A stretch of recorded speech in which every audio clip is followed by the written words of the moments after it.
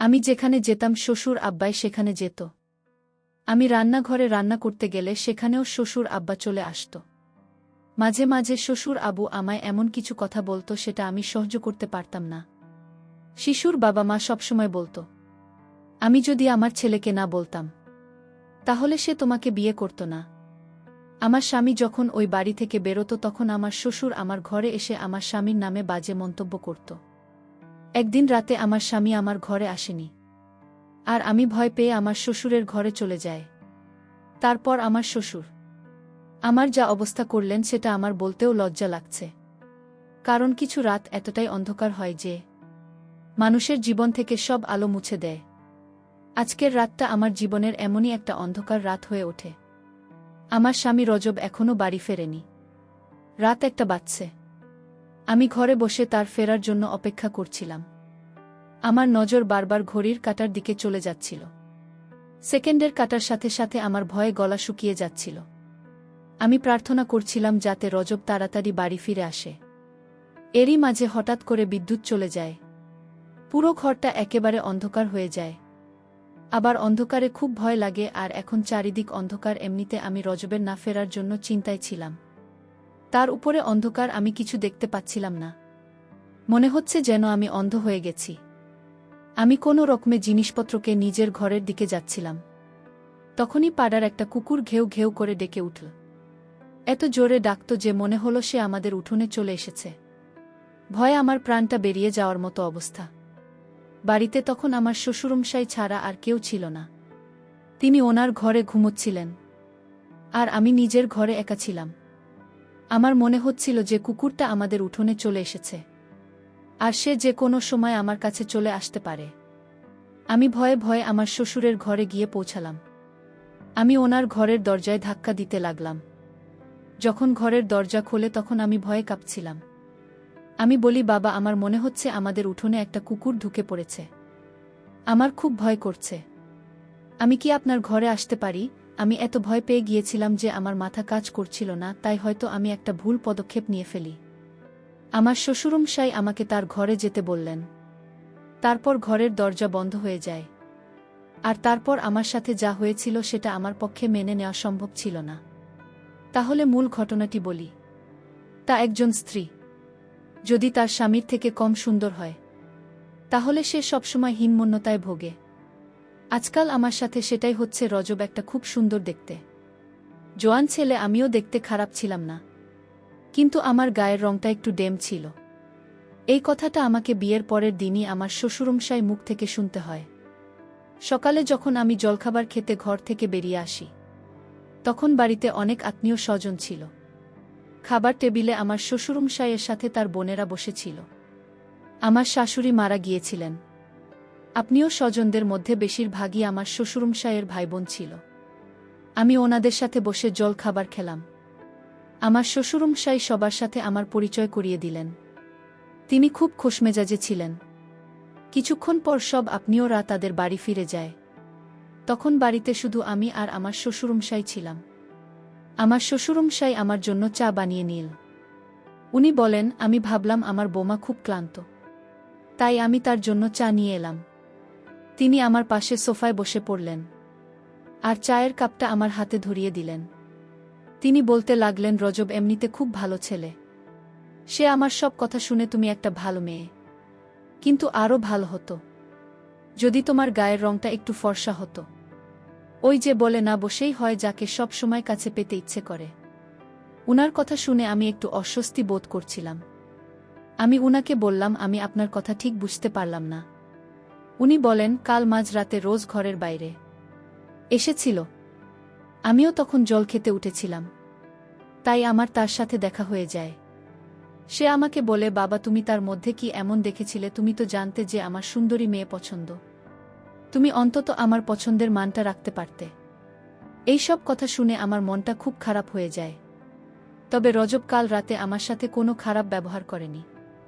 সে এমন কোনো কথা বলেনি। সে বরং আমার প্রশংসা করেছিল। তবে হ্যাঁ, আমার মনে আছে যে রজব রাত 2টা-3টা নাগাদ একবার ঘরের বাইরে বেরিয়েছিল। কিছুক্ষণ পর আবার ফিরে এসেছিল। আমি হাঁ করে শ্বশুরমশায়ের মুখের দিকে তাকিয়ে রইলাম। তিনি আমাকে বললেন, আমি বুঝতে পারছি তোমার এই কথাগুলো শুনতে ভাল লাগছে না। আমি কাল রজবকে খুব বকেছি আর বলেছি সে যেন ভুলেও তোমাকে এসব কথা না বলে। সে তোমাকে এরকম কোনো কথা বলেনি তো? আমি মাথা নেড়ে বললাম, না, এই কথাটা আমার বিশ্বাস করতে কষ্ট হচ্ছিল, কারণ কাল রাতে রজব আমার সাথে খুব ভালো ব্যবহার করেছিল। শ্বশুরমশাই এর পরের কথাগুলো আমাকে আরও অবাক করে দেয়। তিনি বলেন, আমি ওকে বারবার বারণ করেছি সে যেন তোমার মনে কষ্ট না দেয়। তুমি কিছু মনে করো না মা। কিন্তু আমি যখন তোমাকে দেখতে গিয়েছিলাম তখন তুমি মেকআপ করেছিলে। তখন তোমাকে দেখে আমার ফর্সা মনে হয়েছিল, কিন্তু তোমার আসল রংটা তো পরে দেখলাম। ওনার কথা শুনে আমি চুপ করে গেলাম। আমি বুঝতে পারছিলাম না কি জবাব দেব। হ্যাঁ, এটা সত্যি যে আমাকে যখন দেখতে আসা হয়েছিল তো এখন আমি একটু মেকআপ করেছিলাম, কিন্তু সেটাই তো স্বাভাবিক। আজকাল সব মেয়েরাই তো একটু আধটু সাজগোজ করে। রোজের সাথে যখন আমার সমস্ত বিয়ের কথা পাকা হয়েছিল তখন আমি খুব খুশি হয়েছিলাম, কারণ শ্বশুরবাড়িতে আমার ভুল ধরার জন্য আমার কোনো শাশুড়ি ও ননদ থাকবে না। কিন্তু তখন কি আর আমি জানতাম যে আমার শ্বশুরমশাই বিয়ের পরের দিনই আমার কথায় খুব ধরতে শুরু করবেন। বিয়ের পরের দিন থেকে আমি রান্নাবান্না আর ঘরের কাজ করা শুরু করে দিয়েছিলাম, কারণ বাড়িতে শুধু আমার শ্বশুরমশাই আর আমার স্বামী থাকত। এমনিতে আমার শ্বশুরমশাই খুব ভাল ছিলেন, আমার সাথে খুব ভালোভাবে কথা বলতেন, কিন্তু উনি রজবের ব্যাপারে যেসব কথা বলতেন সেসব শুনতে আমার ভাল লাগত না। রজব অফিসে বেরিয়ে যাওয়ার পরে বাবা আমার ঘরে চলে আসতেন। আমি তখন রজবের ফেলে রাখা জিনিসপত্র গোছাতে ব্যস্ত থাকতাম। বাবা এসে বলতেন, তুমি তাড়াতাড়ি আমাদের জন্য জলখাবার বানানো, তারপর আমরা দুজনে বসে গল্প করব। তিনি আমার সাথে বন্ধুর মতো কথা বলতেন। আমি ওনাকে এটাও বলতে পারতাম না যে আমি খুব ক্লান্ত, একটু বিশ্রাম নেব। কিন্তু চিন্তার বিষয় এটাই যে বাবা সবসময় আমার খেয়াল রাখতেন। আমি যখন রান্নাঘরে থাকতাম তখনই সেখানে এসে হাজির হতেন। আমি যখন রান্না করতাম তখন তিনি বলতেন, এভাবে নয়, এভাবে বানানো যাবে, এই খাবার পছন্দ নয়, এমনিতেই তুমি দেখতে ভালো নয়। তার উপর যদি স্ত্রীর দায়িত্বটা ভালো করে পালন না করে তাহলে স্বামীর মন জিতবে কি করে? মাঝে মাঝে আবার বলতেন যে তুমি রুটিটা গোল করে ফেলতে পারো না। তো সবসময় যদি কেউ কারো মাথার উপর চেপে থাকে তাহলে সেটা একসময় বিরক্তিকর হয়ে ওঠে। আমিও বাবার উপর বিরক্ত হতে শুরু করেছিলাম। একদিন এমন একটা ঘটনা ঘটে যেটা আমাকে আরও বিচলিত করে তোলে। একদিন আমার শ্বশুরমশাই বলেন, রজব কখনো তোমাকে কোথাও ঘুরতে নিয়ে যাবে না, কিন্তু আমি জানি তোমারও ঘুরতে যেতে ইচ্ছে করে। তুমি অনেক স্বপ্ন নিয়ে এই বাড়িতে এসেছ। চলো, তুমি রেডি হয়ে নাও, আমি তোমাকে ঘুরতে নিয়ে যাব। আমরা শপিং করতে যাব। বাবা আমার সাথে আমার শাশুড়ি মায়ের মতোই ব্যবহার করতেন। আমার সব কাজে ভুল ধরতে বলতেন। রজবের এটা পছন্দ নয়, ওটা পছন্দ নয়। আমার মার্কেটে যেতে ইচ্ছে করছিল না, তাই আমি বাবাকে বললাম আজকে ছেড়ে দেন তিনি। তা উনি আমাকে জোর করে মার্কেটে নিয়ে গেলেন। উনি বললেন, আমি তোমাকে একটা সুন্দর জামা কিনে দেব, যেটা পরলে তোমাকে খুব সুন্দর দেখাবে। উনি আমাকে দোকানে নিয়ে গেলেন আর বললেন, তোমার পছন্দ মতো একটা স্যুট তুমি কিনে নাও। আমি কালো রঙের একটা স্যুট পছন্দ করলাম, কিন্তু বাবা বললেন, এমনিতেই তোমার রংটা খুব কালো, তার উপর তুমি যদি কালো রঙের জামা পরে তাহলে তোমাকে ভূতের মতো দেখাবে। তিনি আমার জন্য একটা লাইট কালারের স্যুট পছন্দ করলেন, যেটা আমার একদম পছন্দ হয়নি, কিন্তু আমি চুপ করে রইলাম। উনি বললেন যে রংটা পরে তোমাকে ভালো দেখাবে। আমি যখন শ্বশুরমশাই এর সাথে কথা বলছিলাম তখন আমি দেখলাম পাশের দোকানে রজবকে একটা অন্য মেয়ের সাথে। বাবাও সেটা দেখতে পেলেন। রজতদের সাথে যে মেয়েটা ছিল সে বেশ সুন্দর দেখতে ছিল। বাবা বলতে লাগলেন, দেখেছ, আমি বলেছিলাম না রজবের সুন্দরী মেয়ে খুব পছন্দ। সে যেখানে সৌন্দর্য দেখে সেখানে চলে যায়। রজব সেই মেয়েটার সাথে খুব হেসে হেসে কথা বলছিল। এটা দেখে আমার চোখে জল চলে আসে। আমি ওখান থেকে কিছু না কিনেই চলে আসি। আমার খুব রাগ হচ্ছিল, মনে হচ্ছিল সব কিছু তছনছ করে দিতে। আমি ভাবতে লাগলাম যে রজব কিরকম ছেলে। সে আমাকে বলতো সে আমাকে ভালোবাসে, আর বাইরে গিয়ে সে অন্য মেয়ের সাথে ঘুরছে। আমার শ্বশুরমশাই বললেন, আমি কখনোই চাই না তোমাদের ঘর ভেঙে যাক মা। তবে ছেলেরা একটু স্বাধীন হয়, বিশেষ করে এমন ছেলেরা যারা সৌন্দর্য দেখে পাগল হয়ে যায়।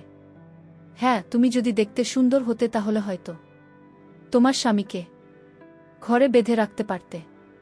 বাবা আমার পাশে বসে আমাকে বোঝাতে লাগলেন। বাবা বললেন, আমি রোজ ওদের সাথে কথা বলবো, কিন্তু আমি কিছু গ্যারান্টি দিতে পারছি না। আমি রজবের জন্য কি না করতাম। তার পছন্দের খাবার বানাতাম, তার পছন্দমতো ঘর সাজিয়ে দিতাম, এমনকি নিজেকেও তার মনের মতো তৈরি করার চেষ্টা করতাম। কিন্তু রজবের আমার এত আত্মত্যাগ চোখে পড়ে না। রাতে যখন রজব বাড়ি ফিরে আসে, তখন আমি আমার ঘরে বসে কাজ করছিলাম। রজব আমাকে জিজ্ঞেস করে, তোমার কি হয়েছে, শরীর ঠিক আছে তো? আমার তো ইচ্ছে করছিল এখনই বলে দিতে যে আমি তোমার আসল রূপটা ধরে ফেলেছি, কিন্তু বাবা আমাকে অনেকবার বারণ করেছিলেন। বলেছিলেন, এটা করলে আমার ঘর ভেঙে যেতে পারে। যদি জানতে পারে যে তুমি জেনে গেছ তার অন্য মেয়ের সাথে প্রেম আছে, তাহলে তার মন থেকে সব ভয় দূর হয়ে যাবে। আমি রোজ ওকে বলি যে আমার মাথা ব্যথা করছে। রজব বলে, চল, আমি তোমাকে ডাক্তারের কাছে নিয়ে যাচ্ছি। এমনিতেই তোমার গায়ের রং কালো, তার উপর কেঁদে কেঁদে নিজের যে অবস্থা করেছ, তোমাকে একেবারে ভূতের মতো দেখাচ্ছে। কথাটা শুনে আমার খুব অভিমান হয়। আমি বলি, আমি যখন এতই খারাপ তখন আমাকে বিয়ে করলে কেন? আমার কথা শুনে রজব আমার দিকে তাকিয়ে থাকে। তারপর একটু হেসে বলে, আমার অনেক বড় ভুল হয়ে গেছে, কিন্তু কি আর করা যাবে, ভুল যখন হয়েছে তখন তোমাকে সংযত করতে হবে। এই বলে সে হাসতে হাসতে আমার পাশে এসে বসে। আমি বলি, আমি কোথাও যাব না, আমার মাথা ব্যথা করছে, আমি ওষুধ খাবার ঠিক হয়ে যাবে। এই বলে আমি ঘর থেকে বেরিয়ে চলে যাই। কিন্তু আমার মনটা খুব খারাপ হয়ে যায়। স্বামী যদি তার স্ত্রীকে ভালোবাসে আর সবসময় তার খুঁত ধরে, তাহলে এক সময়ে স্ত্রী ও তার স্বামীর প্রতি ভালোবাসা কমে যায়। রোজ ওদের প্রতি আমার টান আস্তে আস্তে কমতে শুরু করেছিল। একদিন আমার শ্বশুরমশাই বলেন যে তাদের পরিবারের একজনের বিয়ে আছে, তাই আমাকে তৈরি থাকতে বলেছিলেন। আমিও একটু সাজগোজ করেছিলাম। সেই সময় রোজ ঘরে আসে আর আমার দিকে এখন জোরে তাকিয়ে থাকে। ওকে দেখে আমার মনে হলো যে আমি হয়তো তার মনে প্রভাব ফেলতে পেরেছি। সে আমার পাশে এসে দাঁড়িয়ে বলে, তুমি যতই সাজগোজ করুন না কেন, আমার মতো সুন্দর তুমি কখনোই হতে পারবে না। এই বলে সে আমাকে আয়নার সামনে নিয়ে যায়। আমার মনটা পুরো ভেঙে যায়। এতক্ষণ আমি ভাবছিলাম যে 1 ঘন্টা ধরে আমি এত সাজলেন সেটা সার্থক হয়েছে। কিন্তু রজবের কথা শুনে আমার ভুল ধারণা ভেঙে গেল। মনে হচ্ছিল আমার শ্বশুরমশাই ঠিকই বলেন যে ছেলেরা সেই মেয়েকে ভালোবাসতে পারে যারা দেখতে সুন্দর হয়। আমি রজবের থেকে সরে আসি। রাগের মাথায় আমি আমার সব গয়না খুলে ফেলি। তারপর টিস্যু পেপার দিয়ে মেকআপ মুছে ফেলি। এটা দেখে রজব একটু গম্ভীর হয়ে যায় আর বলে, রজনী, তুমি এটা কি করছো? আমরা এমনিতেই অনেক লেট হয়ে গেছি। আমি বলি, আমি কোথাও যাব না। রোজ বলে, এমন ছেলেমানুষি কেন করছো তুমি? একটা ছোট ব্যাপারকে এত বড় করে কেন দেখছো? আমি বললাম, আমার ওখানে যাওয়া ঠিক হবে না, কারণ আমি তোমার পাশে মানাবে না। আর তোমার কি মেয়ের অভাব আছে? ওখানে অনেক সুন্দরী মেয়ে থাকবে, তুমি বরং তাদের সাথে। এটা বলার সাথে সাথে রজব আমার গালে জোরে থাপ্পড় মারে। আমি এটার জন্য একদম তৈরি ছিলাম না। আমি রজবের কাছ থেকে এটা আশা করিনি। রজব বলে, এসব কি কথা বলছো তুমি? তোমার কি আমাকে দেখে সেরকম লোক মনে হয়? আমাদের গলার আওয়াজটা এতটাই উঁচু ছিল যে ঘরের বাইরে অবধি আমাদের আওয়াজ শোনা যাচ্ছিল। আমি বলি, আমার সামনে ভদ্রলোক। আমার শ্বশুরমশাই আমার কাছে এসে বসে। আমি বলি, সবসময় রজব আমাকে নিয়ে ব্যঙ্গ করে। আমি যখন ওর এতটাই অপছন্দ তখন ও আমাকে বিয়ে করো কেন? আমি জোরে জোরে কাঁদতে শুরু করি। আমার শ্বশুরমশাই আমাকে সান্ত্বনা দিতে থাকে আর বলেন, রজব এরকমই, আমি ওকে বোঝাবো, তুমি চিন্তা করো না। আমি তো চাই যে তোমরা দুজনে সুখের সংসার করো, কিন্তু তার কোনো নমুনা আমি দেখছি না। সুর আব্বা বললেন, এসব বাদ দিয়ে এখন চলো বিয়েবাড়িতে। আমি বিয়েবাড়িতে বাবার কথায় গেলাম। আমার মনে কোন শান্তি নেই। বিয়েবাড়িতে এত লোকজন, সে রাতে থাকা নিয়ে অনেক সমস্যা হচ্ছিল। বিয়ে বাড়িতে ঝামেলা থাকায় কে কোথায় থাকবে সেটা নিয়ে আলোচনা করতে শুরু করেছে। আমার স্বামী বিয়ে বাড়ি থেকে বাইরে কোথাও চলে গেলাম। তারপর আমাকে একটা রুমে থাকতে দেওয়া হয়। সেই রুমে আমি একা ছিলাম। আর রাত যখন গভীর হল তখন আমার রুমে আমি কাউকে দেখতে পেলাম। আমি বুঝতে পারছি না যে কে সে আমার রুমে এত রাতে। বন্ধুরা, গল্পটি আজ ব্যস্ততার কারণে শেষ করতে পারছি না। পরবর্তী পর্ব পাওয়ার জন্য আমার চ্যানেলটিকে সাবস্ক্রাইব করে পাশে থাকবেন। ধন্যবাদ। হু।